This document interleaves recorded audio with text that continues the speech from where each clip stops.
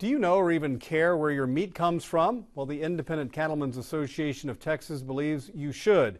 U.S. legislation called Country of Origin Labeling, or COOL, has turned into an international squabble about the labels you see in the supermarket. KFDM's Lauren Hutton talked with a rancher in Stowell who wants the U.S. label to mean what it says. Come on, girls. Southeast Texas ranchers like Peanut Gilfillian want people to know where their beef comes from.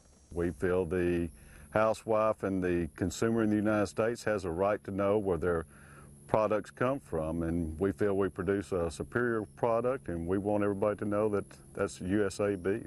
Gilfillian is past president of the Independent Cattlemen's Association of Texas, a group that represents only cattlemen.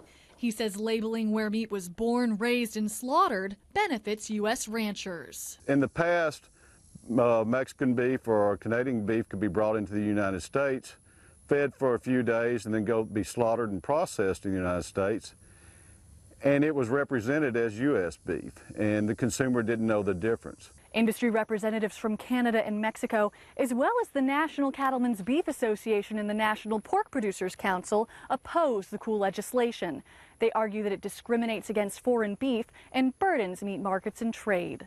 Packers have complained. One of the big complaints about it is it's adding cost to the product. The World Trade Organization ruled this year the U.S. has a right to label its products, but the law needs to be modified. The USDA has tweaked the regulations and came out with a new set, and now Canada and Mexico filed for an injunction with the U.S. court in Washington, D.C., seeking to stop the implementation and the continuing use of country of origin labeling. The judge dismissed the injunction, but the legal battle goes on. Gilfillian just wants consumers to know when the cows go to market, the U.S. label means they were born and raised on a U.S. ranch. In Stowell, Lauren Huet, KFDM 6 News. Now, Canada and Mexico have appealed the ruling and are threatening to enact tariffs on U.S. goods if the country of origin labeling remains. For more information about COOL regulations, visit KFDM.com.